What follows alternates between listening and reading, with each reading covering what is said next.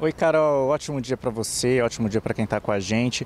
Olha, a LDO, a Lei de Diretrizes Orçamentárias, ela dá base para a Lei Orçamentária Anual. É parte do calendário da aprovação do orçamento aqui no Brasil, né, que prevê essas etapas. E a LDO, pela regra, né, teria que ter sido aprovada até julho.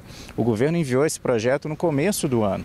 Mas a gente sabe, o Congresso tem o seu ritmo próprio, então o texto foi aprovado apenas ontem, quinta-feira, numa sessão conjunta da Câmara e do Senado Federal, uma sessão do Congresso Nacional, e aí foi para a sanção presidencial. Agora, o presidente Lula ainda tem o direito, né, ainda teria a possibilidade de vetar algum trecho, isso volta para o Congresso para avaliar se tiver veto, se derruba ou não, e depois disso ainda é preciso avaliar a lei orçamentária anual, que também pelas regras teria que ser aprovada ainda dentro deste ano, sob o risco de o Congresso não poder sair de recesso sem a aprovação do orçamento.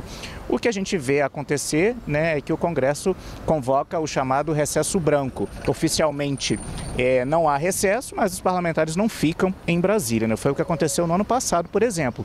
O orçamento de 2025, do ano em que estamos, só foi sancionado pelo presidente Lula em abril deste ano, ou seja, no quarto mês do ano, né, um orçamento que deveria definir as contas para o ano corrente. Carol, uma articulação que surgiu aí das negociações, né, entre governo e Congresso foi uma previsão incluída pelo relator da LDO na Comissão Mista do Orçamento, o deputado Gervásio Maia, do PSB, uma previsão que vai obrigar o governo, o Poder Executivo, a pagar boa parte das emendas parlamentares 3 meses antes das eleições do ano que vem. Ficou definido que 65% das emendas vão ser pagas até o final, no máximo o final do primeiro semestre de 2026. Isso inclui as emendas destinadas a fundos de saúde e de assistência social e as chamadas transferências especiais, as chamadas emendas PIX, que tem uma regra de liberação mais simplificada. Teve reclamação da oposição, o senador Rogério Marinho, do PL, por exemplo, reclamou desse atraso na aprovação da LDO, lembrou que ela teria que ter sido aprovada até julho, também criticou o governo, pelo que ele chamou de puxadinhos, na tentativa do governo fazer encaixar todas as despesas nas contas públicas.